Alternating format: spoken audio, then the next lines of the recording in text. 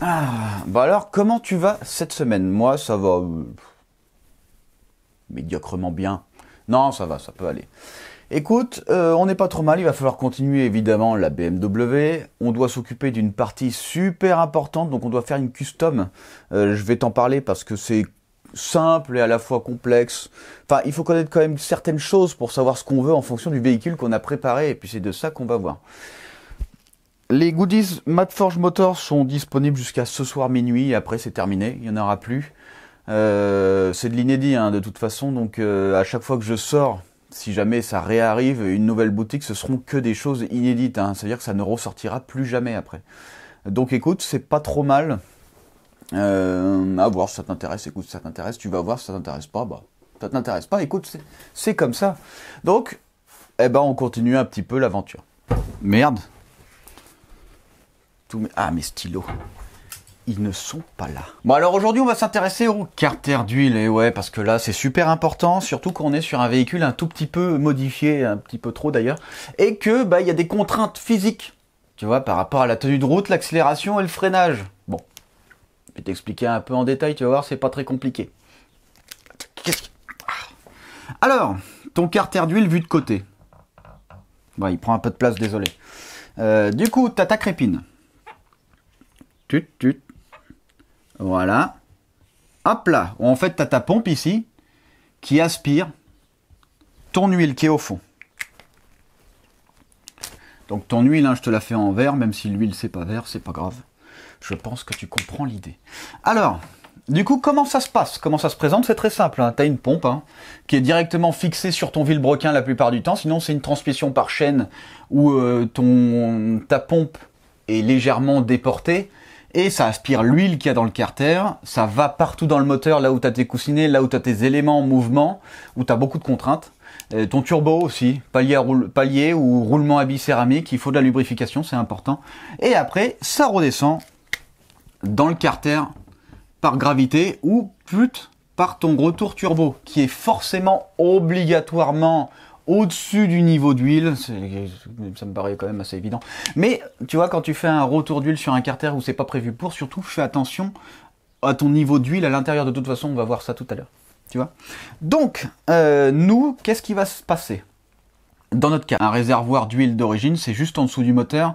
Voilà, ça c'est là où toute l'huile est. Après, on a un carter sec, ça je vais te l'expliquer tout de suite après. Dans quel cas c'est super avantageux. Et pourquoi dans notre cas c'est pas forcément nécessaire. Alors ce qui se passe, je vais prendre le rouge, c'est celui qui marche le mieux. Ton huile en virage, comment ça se présente? Ton véhicule, quand il prend un virage, il va être attiré par l'extérieur. Tu vois, la force centrifuge, on va dire ça comme ça. Tu as une gravité. Une gravité, c'est une accélération. Hein. Mètres par seconde au carré, je crois l'accélération, et c'est 9,80. Donc au final, constamment, tu as une accélération au sol qui fait que tu vois, t'es planté au sol. Sauf que en virage, tu peux créer une gravité, tu vois, qui va dans ce sens, vers l'extérieur du virage. En gros, si tu veux, ton véhicule, très moche, très mal dessiné, avec des roues très très belles, regarde ça. Et ben en fait, quand il prend ce virage-là, il vient, pof, toutes les masses ont tendance à vouloir aller vers l'extérieur. Donc ton véhicule ici va s'écraser parce que toutes les masses ont tendance à partir par là. Par contre, tout le reste, ça a tendance à se lever. Donc déjà, ton moteur, il se penche. Donc ton moteur, il se penche de ce côté. Ça, c'est ton carter d'huile. Hein. C'est vraiment schématique. Hein. Tu vois, ton moteur, il se penche vers l'extérieur du virage. Mais par contre, l'huile, elle est attirée aussi par l'extérieur du virage. Ça veut dire qu'en fait, ton moteur se penche dans le sens où ça aurait été mieux s'il se penchait pas par rapport à ton huile. Ça veut dire quoi en gros? Ça veut dire que ton huile, dans un virage, si ton carter est pas très bien fait, tu vois, hop, elle se penche comme ça dans ton carter. Tu vois, elle est plus droite, ton huile. Pour te donner un exemple, quand tu prends un G latéral et que tu as ton 1G de gravité, tu vois, ton vecteur force, on va dire ça comme ça, même si c'est pas du tout ça, il se situe à une pente de 100%. Donc ça veut dire que ton huile là prend une pente de 100%, puisque tu as une égalité de force ici. Tu as une demande ici et tu as une demande là. Donc ça se résulte au centre. Tu comprends? Ça fait, voilà, c'est comme ça. Donc là, ça veut dire que ton liquide, déjà, il est penché. Et si tu commences à te payer des gros trucs, nous, je pense qu'on va être pas loin des 1G5. Voilà, en virage, 1G, 1G5, voire un tout petit peu plus. Formule 1, pour te donner une idée, c'est 3G. 3G5 en virage. Donc je te dis tout de suite, carter huile humide, t'oublies direct. Voilà, l'huile, elle se barre, laisse tomber, elle vient se coller carrément contre la paroi de ton moteur. Pour te donner une idée, tu vois, 100%. Une pente à 100%, c'est une pente à 45 degrés. Sauf que là, à 3G, on aurait, c'est entre guillemets plus théorique qu'autre chose, on aurait une pente à 300%. Tu vois, t'as 3 fois la longueur de ta pente en hauteur. Tu vois, donc tu crées, tu vois, là on n'est plus comme ça, là on est carrément, comme ça. Donc, je sais pas si tu vois avec tes yeux, mais ta crépine ici, eh ben, elle aspire que de l'air. Donc qu'est-ce qui se passe? Eh ben, ton moteur il est lubrifié par de l'air, et du coup tes coussinets qui sont censés ne pas toucher la partie vilebrequin, touchent la partie vilebrequin, ça brûle, ça s'échauffe, tu casses des pièces, etc. C'est la zob. Donc il faut remédier à ça. Alors déjà on va parler un peu de la Formule 1 ou les véhicules vraiment bien préparés. Qu'est-ce qu'ils ont eux pour contrer ce phénomène? T'as compris ou pas depuis le début? Je t'ai dit des trucs un peu simples, mais avec des mots que j'utilise à moi. Du coup, ils sont peut-être pas universels. Tu vois, j'ai un langage typé Madforge Motor, mais pas typé Universal Picture tout le monde. Donc, ce qu'on va voir, c'est qu'en fait, sur les véhicules bien préparés, on a toujours le carter, tu vois. Sauf qu'au lieu d'être humide, donc d'être plein, on va avoir un carter sec. Là, tu vas me dire, pour l'instant, bon, bah ça va, on connaît. Carter sec, ça me parle, quoi. Mais en fait, quel est le gros avantage? Je te fais vraiment un truc à la zob, mais au moins tu comprends. Tu vois? Enfin, j'essaye que tu comprennes. C'est pour ça que je me casse le fion à te faire du 3 dimensions. Tu vois? Clac, clac, clac. Donc là, ce qui se passe pour un carter sec, c'est qu'en fait, on va devoir déjà aspirer le bas du carter pour qu'il reste sec. Si on n'aspire rien, forcément, il va être humide. Donc pour ça, on va utiliser des pompes à engrenage. Pompes à engrenage, je pense que tu en as déjà vu. Schématiquement, je parle. Où en fait, tu as 2 engrenages avec les dents. Clac. Et en gros, ton liquide, pour qu'il circule dans ce sens, il faut que tes dents tournent dans ce sens. Oui, elles tournent l'une à l'inverse de l'autre. Et hop, ça circule par là. En fait, si tu veux, entre les dents, ici, on va créer des dépressions qui vont aspirer l'huile pour l'emmener ici. Tu vois? C'est comme ça que ça fonctionne. Alors, tu peux faire de la cavitation, on appelle ça, c'est quand tu tournes trop vite par rapport à ton liquide. Et là, c'est pas forcément très top. Donc, au final, en fonction de ta pompe, tu as une vitesse d'utilisation. Ça te fournit un certain débit. Et après, en fonction du couple que tu mets là-dedans, tu as une certaine pression. Excuse-moi, je me suis un peu trompé. Donc, ici, on a 2 entrées. 2 arrivées du carter. Donc, il va nous falloir 2 pompes. Sauf que c'est pas fini parce que là, en fait, on vient l'aspirer pour les mettre dans un réservoir extérieur. On peut pas l'envoyer directement au moteur, sinon on envoie de l'air. Tu vois? Parce qu'en fait, ici, quand ça coule, mais ça coule assez faiblement. Du coup, régulièrement, presque 100% du temps, ça aspire un mélange d'huile et d'air. Donc, il va falloir dégazer. Et le dégazage, en fait, il se fait à l'intérieur du réservoir tampon. Du réservoir, c'est pas un réservoir tampon, du réservoir. Par contre, une fois qu'on a rempli le réservoir, enfin qu'on l'ait rempli ou pas, il faut envoyer au moteur. Hein, c'est là où c'est le principal. Donc, il va nous falloir une autre pompe. Alors certains véhicules en auraient 2, soi-disant. Ça dépendrait sûrement du débit, parce que si ta pompe, elle te fournit un débit de 8 litres, allez, 80 litres minute, et que tu as besoin de 160 litres minute, bah il te faut 2 pompes. C'est logique. Donc, tout va dépendre.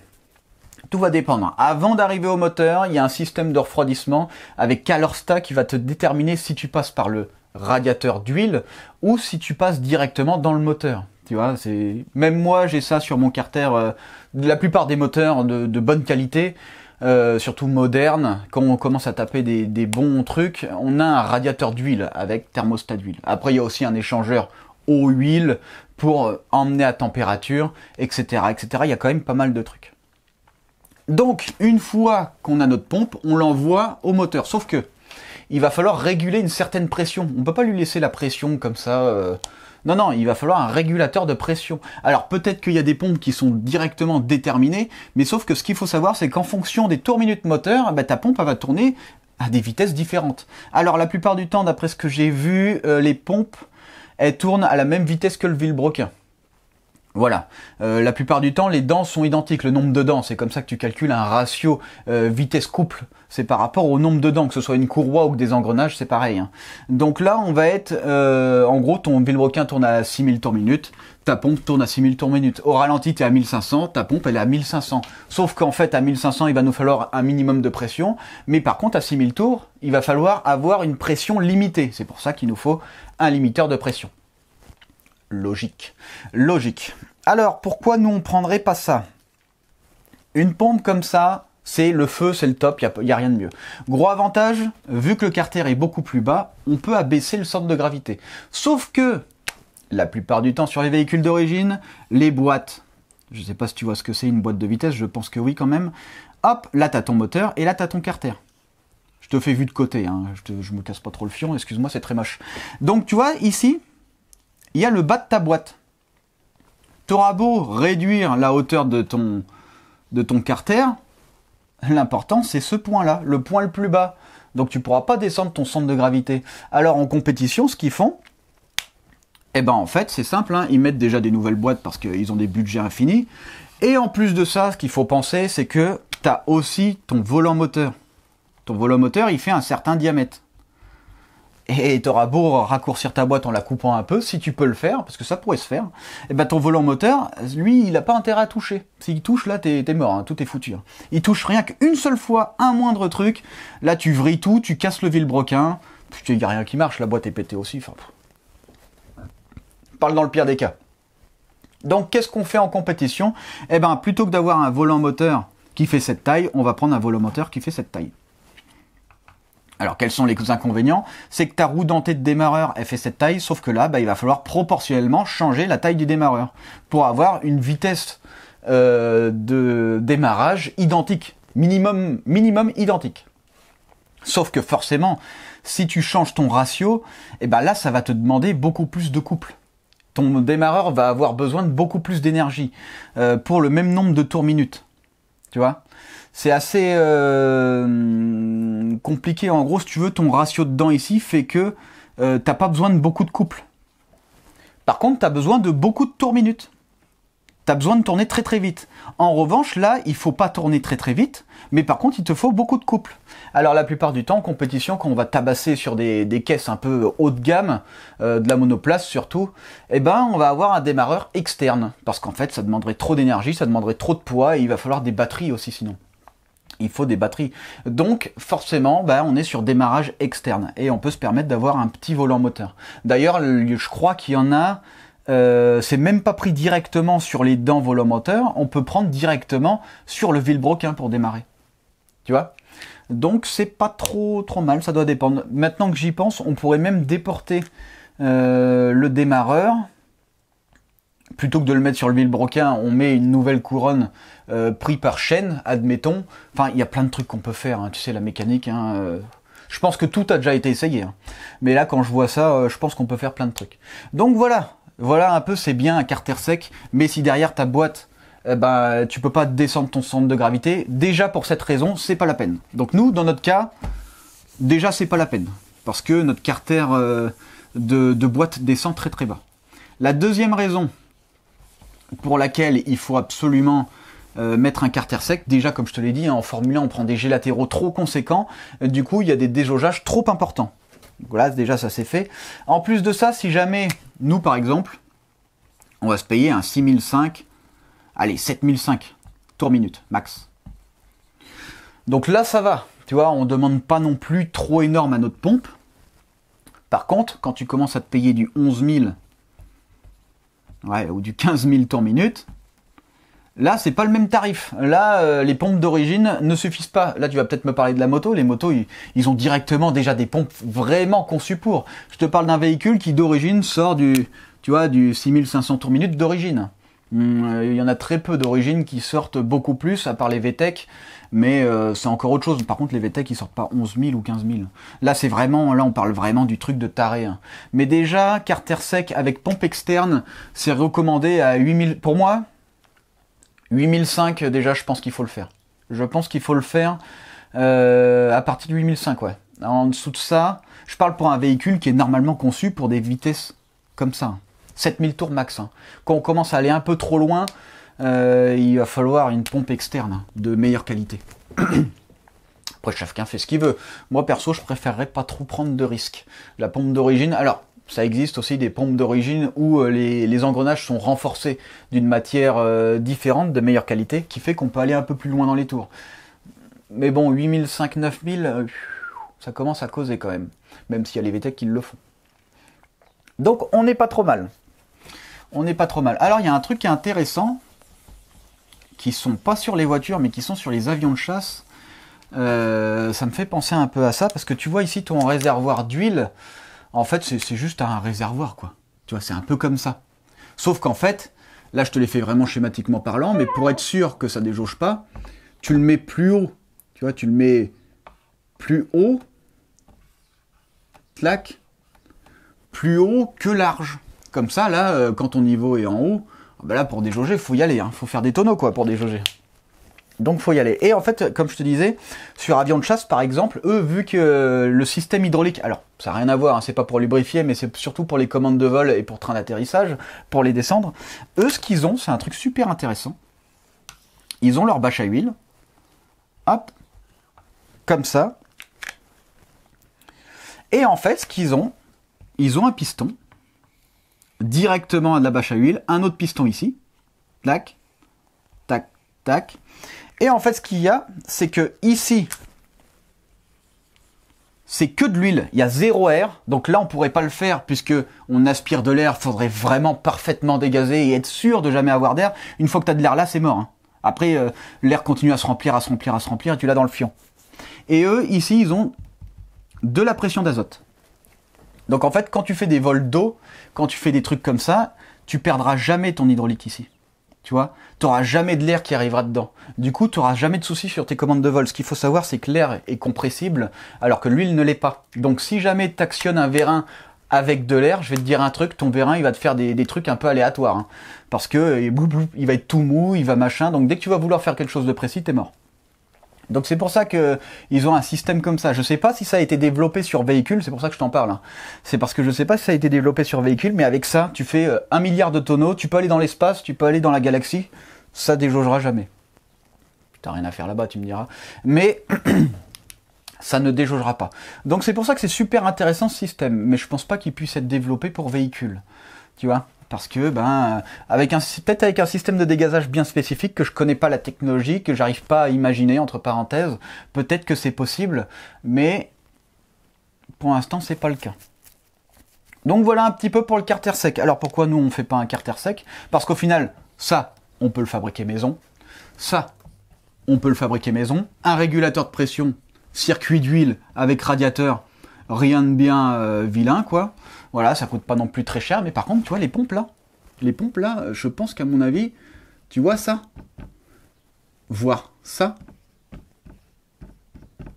pour une triple pompe, sans compter le fait qu'il te faut une courroie avec deux roues dentées pour arriver du Villebrequin à ici. En fait, un kit complet, hein, vraiment complet, là, tu es à 2500 balles à peu près. 2500 balles, et encore... je pense qu'en fonction des marques, tu peux même monter. Donc c'est pour ça qu'on n'a pas trop le budget pour nous. Alors nous, qu'est-ce qu'on va devoir faire? Parce qu'on va quand même prendre du jet latéral, tu vois. Donc comment on va faire pour résoudre the souci? Donc nous, déjà, carter sec, on sait que c'est trop cher, c'est pas forcément très utile parce qu'on va pas chercher les hauts tours minutes, on veut pas abaisser le centre de gravité, donc c'est pas forcément utile une fois de plus. Donc, clairement, c'est pas nécessaire du tout. Alors, comment on va faire pour régler le problème? Ce qu'il faut savoir, c'est que ton huile se ballotte. Donc, il faut la ballotter le moins possible. Il existe des choses, c'est de la mousse acier. Donc, tu as de la mousse acier, comment dire, dans un bac. Ah, je vais pas te le faire de cette couleur, j'aime pas trop. Ce sont comme des polystyrènes,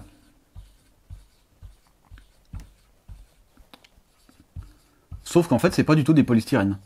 C'est comme des boules. Pour faire la vaisselle, ben, nous on n'aime pas ça, d'accord. Mais tu vois les trucs en acier pour faire la vaisselle, je sais même plus si ça existe encore, si c'est que à l'ancienne. C'est plein de fils métalliques pris entre eux. Et en fait, ça retient l'huile. Donc ça, c'est une chose qui peut être faite. C'est mis aussi dans des réservoirs. Donc ce sont des choses qui peuvent être faites. L'avantage, c'est que là, en ballottement, vu que l'huile, tu sais, c'est tous les liquides. Tous les liquides sont attirés vers l'extérieur, enfin vers le haut. On ne sait pas pourquoi, mais tu vois, quand tu as une goutte d'eau par terre et que tu mets ton doigt dessus, la goutte d'eau reste collée à ton doigt, mais elle est, tu vois, elle vient contrer la gravité. C'est assez bizarre et particulier. Il y a forcément une raison à ce phénomène, mais je ne la connais pas réellement. Donc, grâce à ce type de phénomène, en fait, l'huile va rester accrochée entre parenthèses à ça, et ce qui fait qu'en virage, on aura moins de basculement, de ballottement. Ça va vraiment être maintenu. Donc ça peut être une solution. Par contre, faire attention à bien isoler par un grillage autour de la crépine pour éviter que ça vienne dessous. Tu vois. Donc faut faire un truc pas mal. Donc ça, c'est une solution qui peut être faite, sauf qu'en fait, c'est pas ce que j'ai envie de faire. Voilà. Donc qu'est-ce qu'on va faire, nous? Très simple. Donc, il faut que je réefface parce que sinon tu verras pas. Alors, nous, on va créer des cloisons internes. Tout simplement. Donc, on va créer une cloison qui vient entourer la crépine, de type cylindrique. Je te fais un super dessin, comme ça tu vas tout de suite piger l'histoire. Tu me dis si tu as pigé. On comprend le dessin ou pas? Tu vois, un cylindre, et en fait, ta crépine, elle passe, elle est dedans. Donc là, on isole, clairement. Sauf que c'est pas tout. On va créer aussi des parois latérales. Clac. Je te fais le mieux possible. Tu vois, ton carter, il faut l'imaginer. Tu vois, il est comme ça. Clac, clac, clac, clac. Voilà, je sais pas si tu comprends. Et en fait, avec cette isolation, il va falloir créer des portes ici.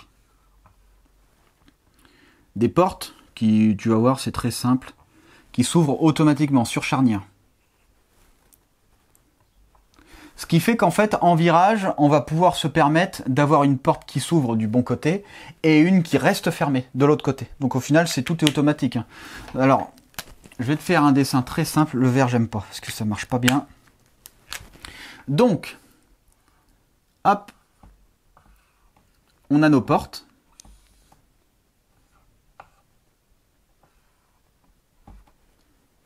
Clac. Ensuite, on ferme le dessus. Moi, c'est un truc que j'ai fait pour justement, une fois de plus, garder le plus d'huile possible. Et en fait, notre carter, voilà, et après, il est comme ça. Ça, c'est notre carter. Donc, on a la crépine au milieu. Clac. Qui va quand même assez profond. Pour venir récupérer l'huile, plus le cylindre. Hein. Je ne te l'ai pas dessiné là, mais là, c'est juste pour te montrer un peu l'histoire des portes. Donc, ce qui se passe, c'est qu'en virage, quand ton véhicule est pris par ce côté, donc un virage dans ce sens, et ben en fait, ta porte, elle va vouloir aller dans ce sens, sauf qu'en fait là, elle est coincée. Donc elle ira pas dans ce sens. Par contre, la porte d'ici s'ouvrira. Donc tout le liquide, tu vois, il est là ton liquide. Le liquide ici, il va bien arriver. Par contre ici, il va être retenu. Tu vois. Donc si jamais on va trop loin, en fait, ton liquide là sera toujours maintenu à l'intérieur. Tu comprends l'idée ou pas? Clac. Tu vois, on fait en sorte de garder le plus de liquide possible au niveau de la crépine. Donc cette porte va s'ouvrir pour laisser le liquide ici rentrer, mais par contre celle-là elle reste fermée. Parce que sinon, si ça circule là, tout le liquide là va partir dehors. Tu vois, c'est pas mal quand même comme principe. C'est très simple à fabriquer, c'est pas compliqué. De toute façon, oui, c'est très simple, c'est pas compliqué. Facile à mettre en œuvre. Des portières avec charnière, c'est pas compliqué. Tout est automatisé. Hein. Il n'y a pas besoin de faire des ouvertures de portes. C'est par rapport à la gravité, hein, par rapport au... Comment on appelle ça? La gravité, les portes se ferment. Avec le poids du liquide, les portes s'ouvrent. C'est aussi simple que ça. Donc elles sont commandées par le liquide en soi et par les jets latéraux en virage. Très simple. Après, tout ce qui est freinage et tout ce qui est accélération, notre carter, il nous embête pas à ce niveau-là. Tu vois, ici, on a de la place, et de l'autre côté, on a un peu de place, mais c'est pas embêtant. Voilà, qu'on soit en accélération ou en décélération. Nous, c'était surtout les latéraux. Latéraux, ça c'est important. Donc ce qu'on va faire nous, eh ben, c'est s'occuper de ça, tout simplement. Est-ce que tu as compris un peu l'histoire de dingue? Non, mais parce qu'à un moment donné, il faut comprendre. Tu vois, comme quoi le carter sec, c'est bien, mais c'est pas utile pour nous. C'est un truc sur... Alors, le truc qui aurait été bien, c'était d'avoir des pompes externes. On peut très bien avoir un carter humide tout en gardant des pompes externes. Ça peut être pas mal aussi. En gros, tu vois, ta pompe à huile, tu l'enlèves, tu laisses ton vilebrequin, tu laisses ton machin, et en fait, tu as une arrivée directe dans le moteur. Tu viens visser un truc qui va directement à ton moteur. Tu viens refaire une arrivée crépine, et hop, par ta pompe, tu passes directement. Évidemment, il va te falloir un filtre aussi, j'ai oublié de le dire tout à l'heure. Filtre, thermostat d'huile, radiateur d'huile, régulateur de pression d'huile. Et ensuite, tu as le top. Voilà, tu as le top. Et là, c'est le feu. Là, ce serait vraiment bien si on avait fait ça. Par contre, comme je t'ai montré tout à l'heure, le plus cher, c'est la pompe. Le reste, on peut le faire nous. Donc là, ce serait une pompe simple. Une pompe simple entraînée par courroie directement sur le vilebrequin. Et là, ça aurait été top. Ça pouvait se faire sur le V8, ça se faisait largement, sans aucun problème d'adaptation, très très simple. Mais une fois de plus, ça a un coût quoi. Ça a un coût et déjà qu'on est dans la fosse, donc pour la suite, ça va être compliqué.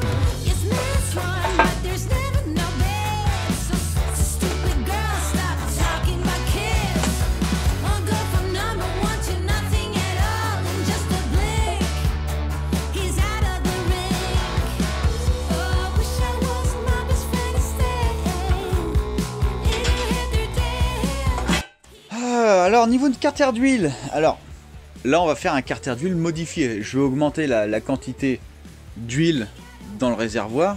Déjà on a beaucoup de quantité. Déjà c'est super bien conçu, je vais t'en parler pourquoi c'est super bien conçu. Et en plus après bah, il faut faire les choses bien. Donc déjà, important, on a nos rotures d'huile turbo qui sont ici. Alors ce qu'il faut savoir avant de faire tes retours d'huile, c'est de connaître ton niveau maxi. C'est pour ça que j'ai installé la jauge. Tu vois, tu installes la jauge, ton niveau max, il arrive là. Et en gros, on a largement assez de distance pour le retour d'huile turbo. Donc ça, c'est sûr, il n'y a pas de souci. Ensuite, ce moteur est très très bien fait. Enfin, ce carter est très très bien fait. Donc ton niveau d'huile est légèrement au-dessus de la plaque. Cette plaque qui va te permettre d'éviter le déjaugeage, hein, c'est fait exprès pour. Déjà d'origine, donc ça c'est vraiment bien. C'est vraiment cool parce que je comptais en fabriquer une, mais du coup elle est déjà là. En fait avec l'huile ça va rester vraiment, on va dire, collé. Et dans les virages, bah, ça va pas sortir du carter. Donc le niveau d'huile, comme on a vu, il est légèrement au-dessus de la plaque. Ce qui fait que dans les virages, il n'y a absolument aucun souci. Je me demande d'ailleurs si on va faire vraiment de la modification. Maintenant, on a notre carter. Donc notre carter, il se met dans cette position. Alors attends, dans cette position. Clac. Hop. On va regarder un petit peu la différence de hauteur. Tu vois, la crépine, elle va au fond, mais... Voilà, elle va au fond, mais pas au fond, si tu veux. Quoique. Attends, oui, mais parce que c'est un peu penché. Voilà, il est un peu penché, donc ça va. Ça va. Alors, la crépine est en plein milieu. Hein. Donc ça veut dire que dès que tu vas prendre du jet latéral, le liquide va aller vers un côté ou vers l'autre. Et le problème, c'est que là, on peut avoir aussi du déjaugeage. Avec la Most Wanted, j'ai pas envie de prendre le risque de péter un moteur à 15 000, quoi. Tu vois, enfin, un moteur à 15 000, ouais, on peut dire ça comme ça. Donc, ça fait un peu schmout. de prendre le risque. Donc ce qu'on va faire, c'est qu'en fait j'ai regardé déjà un peu comment sont faits les carters d'huile, les carters, comment on appelle ça? Mince, préparés quoi, conçus pour la compétition. Donc les carters conçus pour la compétition, déjà on augmente un peu le volume, on va créer des cloisons qui vont venir isoler un peu plus la, comment on appelle ça, la crépine, pour dans les virages, comme ça la crépine soit toujours alimentée et ne perd pas son huile, même si déjà c'est super bien fait avec ça. Donc ça va être vraiment bien. En fait, pourquoi la quantité est importante? Parce que plus il y a de quantité, moins ça va avoir d'effet sur le balancement. Tu vois, plus il va y avoir de quantité au fond. Est-ce que tu comprends un peu l'idée? Et oui, donc c'est pour ça que c'est plutôt pas mal. Qu'est-ce qu'on pourrait... Ah putain, c'est con parce qu'en final, il est presque bien. Hein. Augmenter la quantité, c'est pas spécialement nécessaire. Faire des cloisons, je pense que c'est important, même si ça me paraît pas trop mal, mais je vais quand même faire des cloisons. De base, je comptais faire cette cloison-là, qui existe déjà. Donc ça, déjà, c'est pas mal. Après, le problème, c'est qu'en fait, elle laisse passer l'huile sur les bords. Hein. Donc c'est une cloison bien, mais en même temps, pas foufou. On va peut-être refaire une double cloison. Et après, on fera des cloisons tac d'encadrement. Comme ça, bah, tout restera en place. Par contre, faut évidemment, quand tu fais des cloisons, faut faire en sorte que ton huile puisse quand même revenir. Hein. Tu vois, faut pas qu'elle parte en virage, mais il faut qu'elle puisse revenir. Hein, sinon, tu flingues ton moteur. Donc, faut faire ça bien. La plupart du temps, il faut un cylindre coupé à l'endroit là où on est le plus proche. Donc, hop, dans l'idéal, ce serait coupé ici, tu vois, comme ça, pchut, là c'est là où on a le moins d'espace, donc c'est là où il y a le moins d'effet. Là on est en freinage, donc quand on freine on a beaucoup d'huile ici, quand on accélère on a moins d'huile ici, tu vois. Donc ça après en fonction de, voilà, tu vois, et il faut faire ça bien. D'ailleurs en freinage d'origine, l'huile elle sera plus conséquente. Attends, putain, je suis complètement fatigué de... Alors attends. En accélération, ça reculerait et en freinage, ça irait vers l'avant. D'origine, moteur placé d'origine. Sauf que nous, on est en moteur à l'envers, donc c'est l'inverse. On aura plus d'huile, oui, comme je t'ai dit là, et moins d'huile là au freinage. Donc déjà, au freinage, on est sécurisé, ça c'est sûr. Ça c'est sûr. Niveau cylindre. En accélération, on accélérera moins fort qu'on freine. Oui, bah oui, on freine beaucoup plus fort qu'on accélère, hein, normal. Pour tout véhicule, c'est comme ça. Heureusement, sinon ça arracherait un peu trop fort l'accélération, ou au contraire, le freinage serait pas super. Donc là, on est pas mal. Bah écoute, hein, on va créer les cloisons, et puis ce sera top. Alors, quel est l'avantage de tout monter là maintenant? C'est qu'en fait, tu vois, j'enlève cette plaque. Tout simple, hein. Je fous mon carter. Hop. Tac. Je le visse. Et en fait, j'ai plus qu'à le retourner, et on voit le creux, tu vois. Donc je peux travailler directement. Est-ce que tu comprends? Ça veut dire que j'ai directement accès au visuel de la crépine. Clac, clac. Tu sais quoi, on va mettre, regarde, on va mettre juste deux petits écrous. Deux petits écrous tout sympathiques, qui sont pas les bons. C'est pas ceux-là. Ah, ils sont peut-être pas là-dedans. Bon, bah, tant pis, je vais aller chercher, et puis voilà. En gros, tu le remets dans l'autre sens, et du coup, tu vois l'intérieur. Une fois que tu vois l'intérieur, tu peux créer complètement autour. Donc, c'est pas trop mal. Je pense, ouais, rallonger un peu. On peut rallonger aussi vers l'avant. Est-ce que c'est nécessaire? En général, c'est les latérales. Par contre, il y a un endroit où on peut pas rallonger, c'est ici. Alors, pas parce qu'il y a le bouchon, parce que le bouchon, tu sais très bien qu'ici, on fait ce qu'on veut. Hein. Ton bouchon, tu peux le foutre voilà, à côté de les galaxies. Enfin bref, c'est qu'en fait, là, on a le châssis qui est tout proche. Par contre, de ce côté, on a la transmission qui passe. Donc là, on est à ça du châssis. Donc là, clairement, on peut faire ce qu'on veut. On a de quoi augmenter le volume. Allez hop, on fait les cloisons.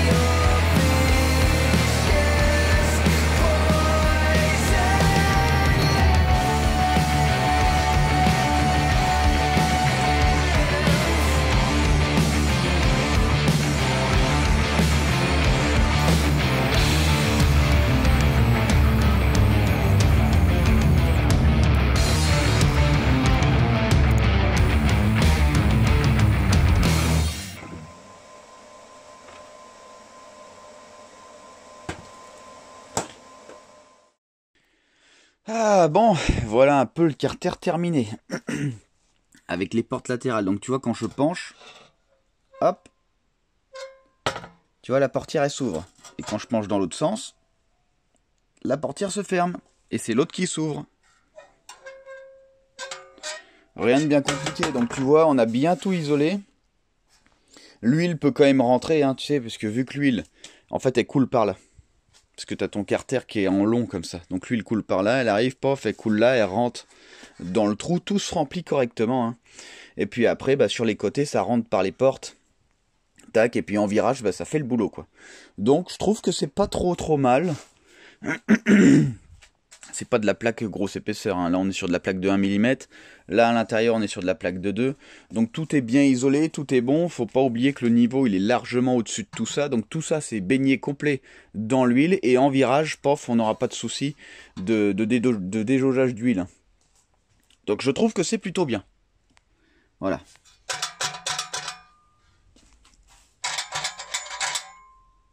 Tout simple, tout bête. Ok, on est pas mal pour ce coup-là. Bon bah super, le carter il est pas trop mal, j'aime bien, on va dire que ça va être utile. Ce qui est pas mal c'est que ben au moins ça nous évite d'acheter un truc complètement qui coûte la peau du fion.